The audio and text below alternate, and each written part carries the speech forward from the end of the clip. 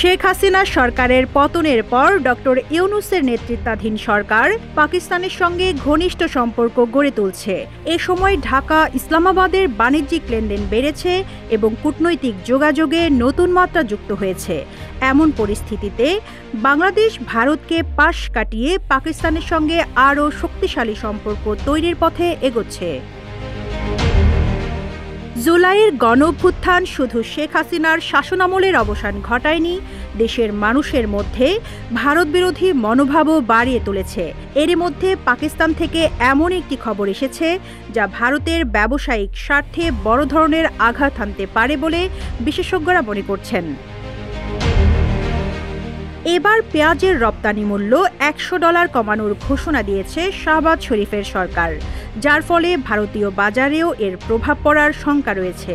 ক্ষতিগ্রস্ত হতে পারে ভারতের ব্যবসায়ীরা, কারণ পেঁয়াজের উৎপাদন বেড়েছে কিন্তু বাজারে চাহিদা কমে যাওয়ায় ভারতীয় ব্যবসায়ীদের ক্ষতির সংখ্যা বাড়ছে। এই পরিস্থিতিতে বাজার স্থিতিশীল রাখা এবং কৃষকদের স্বার্থ রক্ষা করা মোদী সরকারের জন্য বড় চ্যালেঞ্জ হয়ে দাঁড়িয়েছে। কেউ না বুঝলেও আমরা আপনার প্রয়োজন বুঝি, আর তাই তো অত্যাধুনিক ফিচার সম্বলিত বিভিন্ন সাইজ আর কালারের 250-টিরও বেশি ডিজাইন অপশন নিয়ে ওয়ালটন স্মার্ট ফ্রিজ বোঝে আপনার প্রয়োজন। এদিকে বাংলাদেশি নাগরিকদের জন্য ভিসা ফি মওকুফ করার ঘোষণা দিয়েছে পাকিস্তান, যা দুই দেশের মধ্যে সম্পর্কের এক নতুন অধ্যায় হিসেবে শুরু হচ্ছে। এর মধ্যে পাকিস্তান থেকে কন্টেইনারবাহী 2 জাহাজ সরাসরি পণ্য নিয়ে চট্টগ্রাম বন্দরে এসেছে। এই পদক্ষেপ ইসলামাবাদ ও ঢাকার মধ্যে কূটনৈতিক সম্পর্কের উন্নতি করেছে।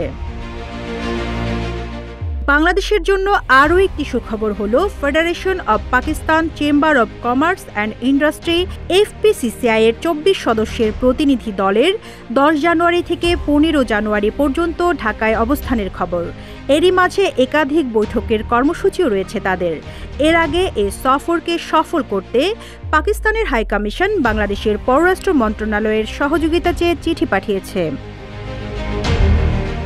পাকিস্তানের আমদানি রপ্তানি বাণিজ্য নিয়ে ইতোমধ্যে বাংলাদেশের ডক্টর ইউনূস সরকারের সঙ্গে কাজ শুরু হয়েছে। এই সফরের সময় দুই দেশের মধ্যে একটি সমঝোতা স্মারক সই হতে পারে, যার মধ্যে চাল আমদানির বিষয়েও আলোচনা হতে পারে।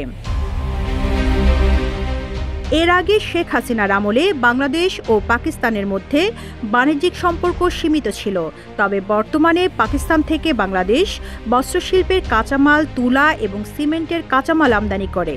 অন্যদিকে বাংলাদেশ থেকে পাকিস্তানে কাঁচা পাট, পোশাক, হাইড্রোজেন পারঅক্সাইড এবং ঔষধ রপ্তানি হয়।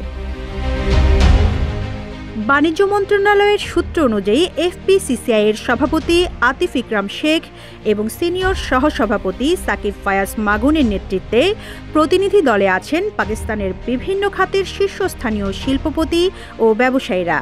এই সফর বাংলাদেশ ও পাকিস্তানের মধ্যে আরও শক্তিশালী বাণিজ্যিক সম্পর্কের ভিত্তি স্থাপন করবে এবং নতুন সম্ভাবনা তৈরি করবে। Rizwana Rinti, news desk, Ittefaq.